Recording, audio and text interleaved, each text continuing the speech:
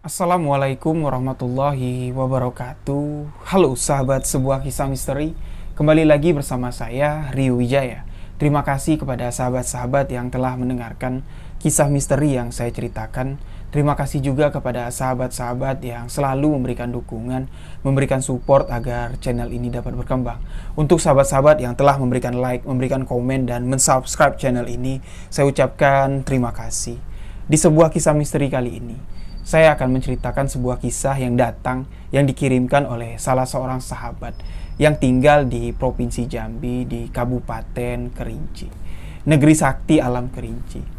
Jadi Kabupaten Kerinci ini merupakan sebuah kabupaten yang sangat indah, berjulukan Bumi Sakti Alam Kerinci, yang mana di situ terdapat sebuah gunung yang tertinggi di Pulau Sumatera, yang banyak memikat sahabat-sahabat pecinta alam untuk menikmati keliaran, menikmati keindahan puncak dari Gunung Kerinci. Namun bukan hanya Gunung Kerinci saja sebagai destinasi wisata yang ada di Provinsi Jambi, tepatnya di Kerinci. Masih banyak, ada Danau Kaco, ada Danau Bukit Tujuh, dan masih banyak yang lain. Dan sebuah kisah misteri ini berasal dari sekitaran Gunung Kerinci, yang menceritakan seorang dukun yang memiliki ilmu sakti pada zaman dulu sekitar tahun 80. Beliau hampir menghabisi seperempat warga kampung, karena memiliki ilmu yang cukup tinggi tapi tidak bisa mengontrol, memiliki ego dan rasa sombong. Jadi bagaimana kisah yang akan saya ceritakan kali ini? Simak hanya di sebuah kisah misteri.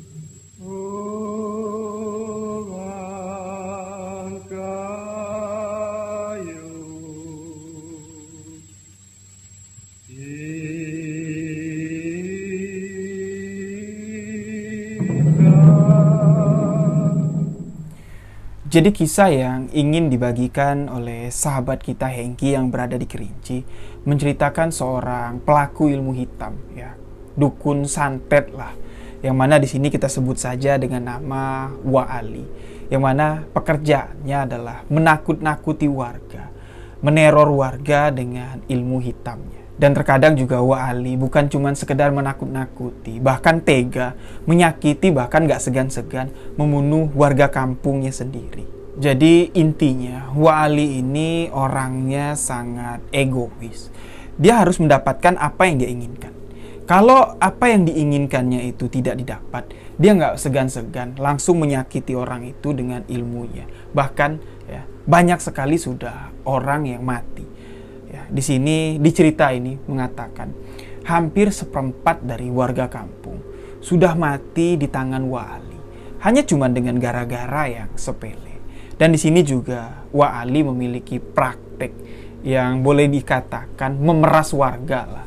Jadi Wa Ali memiliki satu orang saudara perguruan. Jadi di sini Wa Ali menyantet seseorang. Nah, nanti jika seorang itu sudah terkena santet dari Wa Ali, saudara seperguruan dari Wa Ali ini akan datang menemui orang yang sakit dan mengobatinya, tapi dengan upah atau dengan bayaran yang sangat mahal. Pada saat itu, dengan menukarkan jumlah beras yang cukup banyak. Jadi seolah-olah seperti memeras lah. Jadi kalau tidak diberikan, saudara seperguruan Wa Ali ini tidak akan mengobati orang yang sakit terkena santet dari Wa Ali. Jadi boleh dikatakan mereka sekongkol lah untuk meneror, bahkan membunuh warga kampung yang ada di sana. Dengan apa yang dilakukan oleh Wa Ali ini, sudah banyak teman-teman dekat dari Wa Ali mengatakan sudahlah, praktek seperti ini jangan dilakukan lagi. Kasihan dengan orang, nggak berguna juga. Ilmu sakti yang kamu gunakan kalau cuma untuk menakut-nakuti orang kecil. Nah, namun di sini Wa Ali ini memiliki sifat egois, dan Wa Ali juga orangnya gampang tersinggung. Jadi pada suatu ketika Wa Ali sedang nongkrong di warung kopi. Dia nggak sengaja mendengar orang yang dari belakangnya seperti nyinyirin Wa Ali lah, atau ngatain Wa Ali dari belakang. Orang ini nggak sadar kalau Wa Ali juga ada di kedai kopi tersebut. Nah, ketika Wa Ali mendengar apa yang dikatakan orang itu, hal-hal buruk yang terdengar, dia langsung marah. Seketika dia langsung menepuk meja kopi itu. Bah! Semua orang yang ada di sana kaget dan berdiri, dan orang juga kaget lah ya. Ternyata Wa Ali ada di sana. Orang yang dari tadi mereka kata-katain, keburukannya mereka ceritakan di kedai kopi itu, ternyata ada di sana. Nah, di sini Wa Ali itu selalu membawa dua senjata yang diandalkannya, yaitu sepasang pantak baung. Jadi saya jelaskan sedikit. Pantak baung itu adalah patil ikan baung atau duri ikan baung, ikan sungai, yang mana ilmu pantak baung ini merupakan ilmu yang sangat ditakuti di Jambi khususnya. Karena ya santet pantak baung ini dengan cepat bisa membunuh korbannya. Jadi Wa Ali ini selalu membawa sepasang pantak baung yang ditaruhnya di kantong. Jadi ketika Wa Ali marah, otomatis pantak baung itu akan bereaksi. Dia akan keluar dari kantong dan langsung menyelinap di alang-alang di tempat atau di dekat Wa Ali sedang marah. Jadi Wa Ali sedang berada di kedai kopi itu. Pantak baung itu otomatis sudah keluar dan menancap di atas pucuk alang-alang yang berada di pekarangan kedai kopi tersebut. Nah, ketika sudah pantak baung itu sudah menempel dengan alang-alang, di situ Wa Ali tinggal memerintahkan saja kepada siapa pantak baung itu akan dikirimkan. Misalnya disebutkan kepada Aan, otomatis pantak baung itu akan mengejar atau masuk ke tubuh Aan. Dan seketika Aan bisa mati di tempat. Nah, jadi pada hari itu Wa Ali sudah marah. Pantak baung itu sudah siap, namun di situ ya, Wa Ali melihat kondisi warga yang ramai, dia tidak jadi melepaskan pantak baungnya. Nanti di sini saya akan jelaskan apa itu pantak baung, gimana cara kerja pantak baung itu, tapi di akhir video ini nanti. Jadi saya ceritakan dulu kisah kiriman dari Hengki dan nanti akan saya ceritakan apa itu pantak baung. Nah, jadi seketika warga sudah semakin resah dengan tingkah dari Wa Ali. Jadi beberapa orang warga berkumpul mendiskusikan. Jadi apa yang harus kita lakukan untuk menghadapi Wa Ali? Ya kalau seperti ini ya mungkin bisa mati semua ya. Orang yang ada di kampung ini yang memiliki urusan dengan Wa Ali. Bahkan orang yang nggak punya masalah dengan Wa Ali pun bisa mati kalau cuman sekedar tersinggung aja Wa Ali ini. Nah jadi salah seorang warga mengatakan, ya udahlah gimana kalau Wa Ali kita bunuh saja. Nah tapi ya di sini orang juga berpikir, bagaimana cara kita membunuh Wa Ali? Wa Ali sakti. Dia memiliki ilmu santet, dia memiliki banyak peliharaan jin. Ya, jangankan untuk membunuhnya, bahkan untuk ngedeketin Wa Ali aja mungkin kita nggak bisa. Nah, jadi salah seorang yang ada di sana mendapat informasi kalau kelemahan dari ilmu Wa Ali ini adalah dipukul dengan duri rukam. Ya, jadi duri rukam itu duri yang ada di hutan ya, seperti duri rotan lah ya. Duri yang cukup panjang dan tajam, yang mana memang tidak ada orang yang kebal dengan duri rukam. Sekebal-kebalnya orang, tidak ada orang yang kebal dengan apa yang telah diciptakan Allah secara alami, seperti duri dan sembilu. Di sini, seorang tersebut mengatakan, kalau kalian ada yang berani, kalian cukup pukul Wa Ali dengan duri rukam. Saya jamin, kekuatan yang digunakan oleh Wa Ali pasti akan hilang.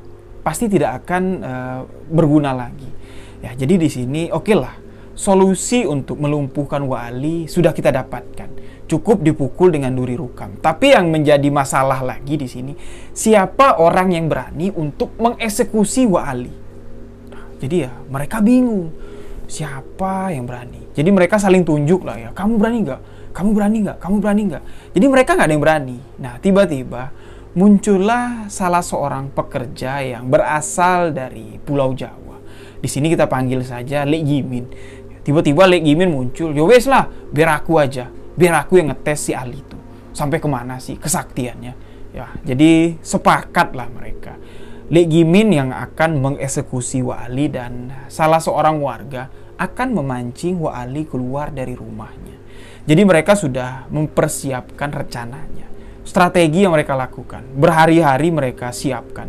Pokoknya harus dimatangkan karena kesempatan ini hanya sekali. Kalau gagal, bisa-bisa kita sekampung ya akan disantet oleh wali.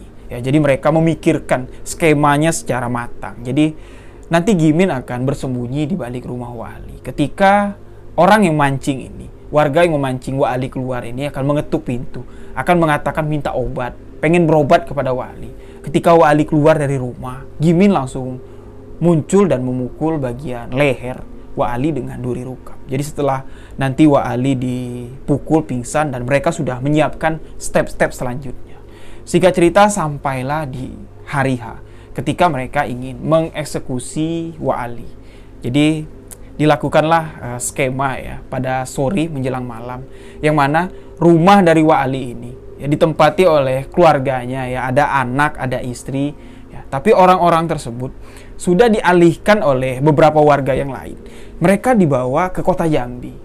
Nah, jadi memang pada saat itu wali tinggal sendirian di rumah. Jadi sekitar jam 7, jam 8 malam rencana pun dijalankan. Lee Gimin yang sudah standby di belakang rumah wali dan orang yang memancing wali akan keluar dari rumahnya sudah mulai siap dan berjalan menuju rumah wali.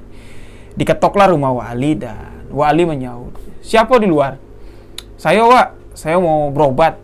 Mendengar orang yang mau datang berobat, otomatis ya wali langsung keluar dari rumah membuka pintu. Ketika sampai di depan pintu, di situ Gimin sudah siap dengan duri rukamnya dan tepat memukul wali di bagian belakang lehernya. Di situ ya memang apa yang dikatakan orang yang membocorkan kekuatan wali itu kelemahannya dengan duri rukam. Wali langsung tergeletak nggak berdaya. Nah, warga yang tahu kalau wali sudah jatuh, mereka langsung mengerumuni wali, menyiapkan sebuah karung goni yang sudah dibasahkan. Ya, jadi kalau karung goni itu basah, sekuat apapun kita akan merobeknya itu nggak bakal robek. Ya, jadi karung goni itu udah dibasahin. Wali langsung dimasukkan ke dalam karung goni yang besar. Ya, wali diikat, digotong oleh warga. Di dalam karung itu, wali mencoba memberonta-ronta. Wali mengutuk orang yang telah menangkapnya, memasukkannya di dalam karung. Dia mengucapkan, "Awas kalian semua, kalau aku keluar nanti, aku matiin kalian semua. Aku jamin kalian semua akan mati." Namun orang yang ada ya, warga yang ada di luar itu sama sekali tidak bersuara. Takut nanti kalau wali mengenali suara mereka. Ya mereka diam saja menggotong wali masuk ke sebuah lokasi yang sudah mereka siapi. Ya boleh dikatakan hutan bambu lah, banyak pohon bambu. Di situ sebagian warga sudah menyiapkan lubang untuk mengubur wali. Yang mana lubang itu tadinya adalah rumpunan bambu yang sangat lebat. Jadi warga menebangi bambu itu, ya, menggalinya untuk nanti wali akan dikubur hidup-hidup di dalam lubang itu. Nah, jadi singkat cerita, warga yang menggotong wali sudah sampai dan mereka langsung memasukkan tubuh wali ke dalam lubang yang sangat dalam. Wali dikubur hidup-hidup dan setelah menutup lubang itu dengan tanah, ya, warga kembali menanam rumpunan bambu yang tadinya mereka tebang. Ya, jadi seolah-olah mereka menutupi kuburan wali ini dengan bambu yang sudah mereka tebang tadi, ya seolah-olah itu tidak pernah digali lah. Ya, jadi pekerjaan mereka terlihat rapi agar warga tidak curiga, keluarga dari wali nggak curiga. Nah, singkat cerita, wali di situ mati terkubur hidup-hidup. Ya, kuburannya yang sudah ditutupi, ya, disembunyikan di kamuflase lah ya, atasnya sudah ditutup lagi dengan bambu. Sama sekali tidak ada orang yang curiga. Nah, jadi singkat cerita, setelah wali dikubur warga hidup-hidup, mati terkubur hidup-hidup di hutan bambu, ya, warga pun sudah hidup damai kembali. Namun di sini keluarga wali mulai kehilangan, kemana wali ngilang, kemana wali hilang. Tapi sebagian warga lah ya, yang mengetahui kalau wali ini sudah diculik dan dibunuh, dikubur hidup-hidup. Mereka sudah berkomitmen, barang siapa yang membocorkan rahasia ini akan mendapat ganjaran yang setimpal. Karena mereka berpikir apa yang mereka lakukan demi kebaikan bersama, demi kebaikan kampung. Ya karena wali merupakan orang yang sangat kejam. 1/4 dari warga kampung sudah mati di tangan wali. Nah, Jadi demikianlah kisah yang dikirimkan oleh Hengki untuk dibagikan kepada sahabat-sahabat semua. Sebuah kisah misteri yang terjadi di tahun 1980 yang menceritakan dukun santet, dukun ilmu hitam yang sangat keji. Nah, jadi di sini saya akan menjelaskan tentang apa itu pantak baung, apa itu santet pantak baung. Jadi gini, di Jambi banyak sekali, terutama di Kerinci lah ya. Banyak sekali ilmu-ilmu yang seperti itu, yang mana di zaman dulu ya, terutama lah di zaman-zaman penjajahan Belanda. Warga Jambi itu sangat mendalami atau sangat banyak sekali pengolahan kebatinan, ya, terutama di bidang ilmu yang seperti inilah, ilmu santet-santetan lah. Tapi di zaman dulu, ilmu ini tidak digunakan untuk sembarangan. Tidak digunakan untuk membunuh sesama muslim lah terutama. Atau membunuh orang yang tidak bersalah. Ilmu itu digunakan untuk membunuh orang-orang yang jahat. Pada zaman kerajaan dulu. Untuk dibunuh musuh-musuh dari kerajaan. Pada zaman penjajahan Belanda dulu. Dilakukan untuk membunuh para penjajah. Nah, tapi di sini, setelah berkembangnya waktu, setelah Indonesia sudah merdeka, banyak ilmu ini digunakan oleh orang-orang yang tidak bertanggung jawab seperti wali. Salah satunya ilmu pantak baung. Jadi pantak baung itu adalah patil ikan baung. Ikan baung itu adalah ikan sungai. Ya, seperti patil lele lah ya, duri yang di bagian sirip kiri kanannya itu. Nah, memang terkenal ketika baung itu hidup, ikan baung itu hidup di sungai. Kalau dia mempertahankan dirinya, dia akan menancapkan patilnya itu atau pantaknya itu ke orang atau ke musuhnya. Otomatis orang tersebut akan mengalami seperti kejutan ya. Dan efeknya kalau untuk manusia itu bisa membuat radang ya, bengkak. Bahkan kalau untuk orang yang kalahan itu akan mengancam keselamatannya ya, bisa mati. Nah, di sini untuk mendapatkan pantak baung yang terbaik untuk digunakan sebagai pelaku senjata santet ya, untuk dikirimkan sebagai senjata santet, itu harus baung yang berukuran sesuai inilah ya, sesuai standar lah, ada ukuran pasnya, dan baung itu harus dalam keadaan hidup. Jadi diambil dari sungai dalam keadaan hidup dan dipotong patilnya itu. Setelah dipotong patilnya itu, baung itu pun harus tetap hidup. Tapi kalau setelah patilnya dipotong, baung itu mati, pantak atau patil yang dia akan dijadikan senjata ini, kadar racunnya sudah tidak ampuh lagi. Jadi selama ikan baung itu hidup ya, maka patil ini, pantak baung ini akan memiliki bisa yang sangat berbahaya. Nah, jadi setelah disiapkan, pantak baung itu dikeringkan. Nah, dengan ilmu yang khusus, pantak baung itu bisa dibawa kemana-mana. Ya, seperti wali, dibawanya selalu di kantong.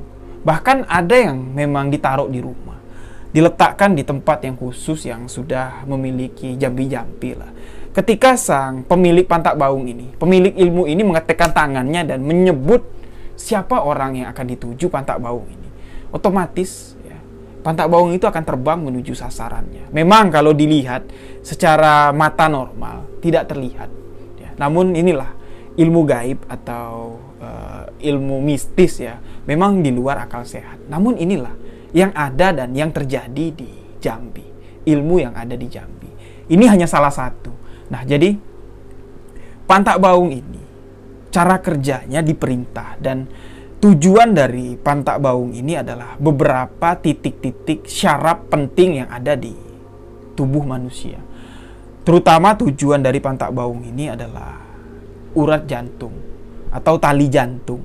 Nah, itulah sasaran dari pantak baung. Bila mana kalau orang yang mengirimkan pantak baung ini meminta atau menyuruh pantak baung itu menancap di tali jantung, otomatis orang itu akan jatuh dan mati seketika. Tapi kalau pantak baung itu diperintah untuk menuju saraf belakang ya, saraf yang menyambungkan otak ke tulang belakang, bila terkena itu, otomatis orang yang saraf belakangnya terkena pantak baung itu akan mati suri, atau boleh dikatakan ya seperti stroke lah. Tapi kalau terkena seperti urat betis atau urat paha, orang tersebut akan pincang atau mengalami kelumpuhan. Nah, jadi di tahun sekitar ya baru-baru inilah ya, sekitar 2019 atau ya 2019 pertengahan lah, seseorang datang ke rumah saya menemui bapak saya. dia mengidap sakit di bagian dadanya. Di bagian dada, tepatnya di bagian jantungnya. Dia mengatakan, setiap dia menarik napas tuh rasanya sakit sekali. Dia sudah periksa ke dokter. Ya, dokter mengatakan ya nggak ada gejala sesak napas, nggak ada gejala jantung, ya normal. Tapi memang setiap dia menarik napas, apalagi kalau sudah masuk malam, sekitar jam 9 sampai jam 1 malam tuh, terasa sakit, seperti ada yang hidup lah di bagian dadanya ini. Seperti nyut, dan kalau narik napas tuh sakit sekali. Nah, sekali-kali dia kalau batuk tuh mengeluarkan darah cukup banyak. Nah, ayah saya bertanya sebelumnya ya, apa yang terjadi ya, sebelum dia merasakan sakit itu. Dia cuma mimpi didatangin orang yang nggak dikenal, tiba-tiba menikamnya dengan seperti obeng, menikam tepat di bagian dada yang sekarang menjadi sakit. Ayah saya cuma mengatakan, mohon maaf sebelumnya, pekerjaan Bapak apa?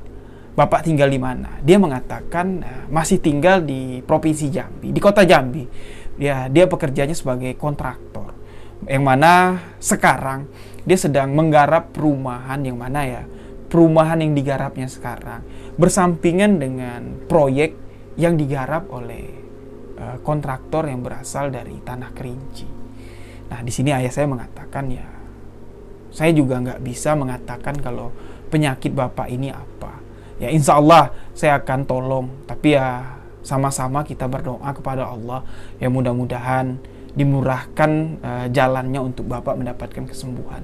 Karena ya saya lihat, menurut apa yang saya tahu, Bapak ini sudah kena santet. Ya seperti pantak baung yang menancap di bagian dada Bapak. Namun di sini alhamdulillah memang tameng badan Bapak memang nggak kosong. Bapak memiliki pendamping lah, atau memiliki kebatinan, tapi belum cukup kuat untuk menangkal santet pantak bau. Tapi kalau keadaan Bapak kosong, Bapak pasti udah meninggal dunia. Nah, orang ini pun juga sadar, iya Pak, sebenarnya saya sadar ya, kalau saya itu kena santet, tapi saya nggak tahu kalau saya kena pantak bau. Nah, dia menanyakanlah kepada Bapak saya, apa itu pantak bau?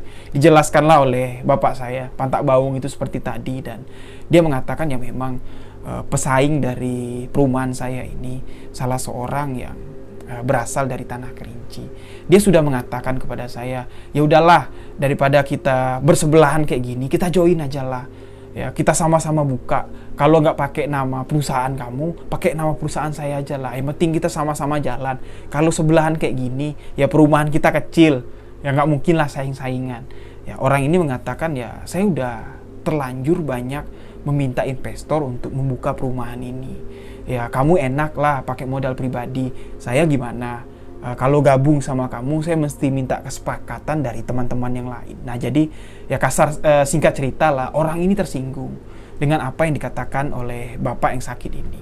Nah beberapa malam kemudian lah dia bermimpi seseorang yang tidak dikenal, ya seperti berpakaian ya layaknya manusia lah, berlari mengejar dia. Tepat di lokasi perumahan itu tiba-tiba menancapkan seperti obeng, menancapkan di bagian dadanya sebelah kiri. Nah di sini ayah saya mengatakan ya mudah-mudahan lah Pak. Ya, jadi singkat cerita 3 minggu lah orang itu konsultasi datang ya sambil menjalani pengobatan dari bapak saya, dan alhamdulillah orang itu bisa disembuhkan. Tapi bapak saya bilang mungkin rasa sakit yang ada di bagian dada bapak itu nggak bakal hilang secara kontan ya, tapi perlahan batuk darah bapak bakal hilang, mimpi-mimpi buruk yang bapak alami itu bakal hilang. Ya, terus sakitnya juga pelan-pelan nanti bakal hilang. Insya Allah ya, insya Allah bakal hilang selamanya. Tapi nggak bisa hilang secara total langsung hari ini hilang, nggak. Tapi perlahan. Yang penting bapak yakin, bapak selalu meminta perlindungan, meminta pertolongan kepada Allah. Ya insya Allah sehat. Nah sekitar 3 minggu konsultasi, menjalani pengobatan, orang ini pun sembuh. Nah tapi sebelum malam dia sembuh, dia kembali bermimpi.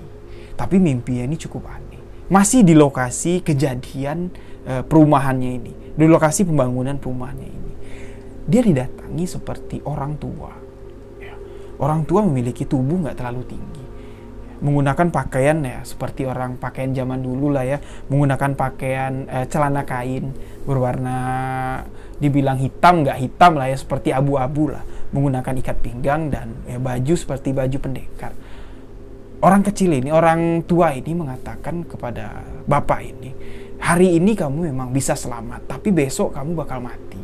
Lebih baik kamu mundur dari tanah ini. Nah, orang itu kembali mengancam dan mengeluarkan ya seperti obeng. Tapi di situ dia jelas melihat kalau itu bukan obeng ternyata. Seperti kayu. Tapi ujungnya itu persis seperti pantak baung. Nah, pantak baung yang ditunjukkan orang itu bukan satu. Dibuatnya seperti ya, batang kayu ya, tapi dipenuhi dengan pantak baung. Ya, jadi dilihat ujung dari lidi itu atau ujung dari kayu itu ya dipenuhi oleh pantak baung sekitar ada 4, ada 5. Nah, ketika dia ingin mengejar orang ini, bapak yang sudah berobat kepada bapak saya ini untuk menikamnya, ya di situ dia tersadar, terbangun dan dia memegang dadanya. Sewaktu menjalani pengobatan, bapak saya berpesan, kalau nanti mengalami mimpi-mimpi aneh lagi, ya, bapak cuman perlu mengucapkan 2 kalimat syahadat, beristighfar dan langsung berdoa kepada Allah. Ya, dengan cara ya Rahmanir-Rahim, ya Rahmanir-Rahim, ya Rahmanir-Rahim sampai 100 kali. Ya, bapak usapkan ke bagian dada, minta kepada Allah, ya Allah ya Rabbi, berikanlah aku kekuatan zohir, kekuatan batin untuk melindungi tubuhku dari gangguan setan. Jadi dia ingat apa yang dikatakan bapak saya. Dia melakukan itu dan segera mengusapnya. Ya, memang tidak terjadi apa-apa, tapi keesokan harinya, ya, istrinya ya, mengalami sebuah peristiwa yang cukup mengerikan. Di bagian dada istrinya itu terdapat beberapa bekas seperti ya ditusuk-tusuk orang. Ya. Dan pada pagi harinya, ketika dia bangun, istrinya kaget. Ya, bapak ini juga kaget. Di bagian bantal istrinya itu sudah banyak sekali bekas bercak darah. Nah, di sini kedua suami istri ini nggak sadar kalau ketika istrinya tidur itu dia mengeluarkan darah dari bagian mulutnya. Jadi ketika sang suami diserang di dalam mimpinya, diserang oleh dukun santet itu menggunakan pantak baung, dia dapat melapisi dirinya dengan amalan yang sudah diberikan oleh bapak saya. Namun istrinya enggak. Istrinya yang terserang. Nah, pagi-pagi sekali dia langsung datang ke rumah, langsung menceritakan kejadian ini dengan wajah yang panik. Namun di sini bapak saya enggak panik ya, karena bapak saya sudah tahu skemanya pasti akan seperti ini. Dan bapak saya mengatakan ya nggak apa-apa, istri kamu nggak apa-apa. Efek serangan dari pantak baung ini, ya kalau ditujukan kepada kamu tapi kena ke istri kamu itu nggak mematikan, tapi ya cukup membuat panik dan meninggalkan rasa sakit. Ya di situ bapak saya memberikan penawar lah ya, penawar bisa atau penawar racun, dan alhamdulillah setelah meminum air yang diberikan oleh bapak saya berkat pertolongan dari Allah, ya istri dari bapak ini sudah tidak merasakan sesak lagi di bagian dadanya. Nah, jadi singkat cerita, pengobatan dari bapak ini dilengkapi dengan untuk melindungi keluarga mereka dan mencabut teror dari dukun santet ini. Nah, singkat cerita di sini bapak saya ya berkat keyakinan ya dari orang ini, kuasa dari Allah, bahwa sesungguhnya kalau kita dalam kesulitan, dalam kesusahan, hanya berserah diri kepada Allah, Allah akan segera memberikan pertolongan kepada kita, dan alhamdulillah teror dari dukun ini pun dapat diselesaikan. Nah, di sini saya bertanya kepada bapak saya, ya karena saya penasaran, Pak, kok bapak bisa nyabut santet yang sudah ditanamkan ke sepasang suami istri ini atau ke keluarganya ini? Nah, di sini bapak saya mengatakan ya, kalau untuk kiriman dari Kerinci, ya bapak sudah beberapa kali mengalaminya. Karena asal usul dari asli orang Kerinci itu yang merupakan nenek moyang kita, darah daging kita. Ya kalau bapak mendapat serangan dari kiriman dari Kerinci itu, ya bapak tinggal berkata seperti ini, nenek datuk ya nggak mungkin lah membunuh darah daging sendiri. Ya otomatis ya menurut keyakinan bapak, santet itu atau ilmu yang dikirimkan orang itu mental. Lah seperti kejadian sewaktu saya masih dikandung yang ada di video yang diceritakan aku. Ya, ada tuh, sudah saya upload. Mungkin sahabat-sahabat yang belum menonton, itu adalah kisah nyata. Kejadian ketika saya dikandung di umur 7 bulan. Bapak saya dikirim santet. Namun santet itu tidak masuk ke bapak saya. Ya, malah terkena ke ibu saya dan hampir di usia kandungan 7 bulan saya meninggal di dalam kandungan. Sudah saya ceritakan semua di video yang berjudul Aku. Nah, itu juga merupakan kiriman dari Kerinci. Jadi singkat cerita, untuk ilmu gaib atau kiriman gaib lah dari Kerinci. Bapak saya bilang, alam Kerinci dengan alam yang kita duduk sekarang, di rumah kita sekarang ini ya sama.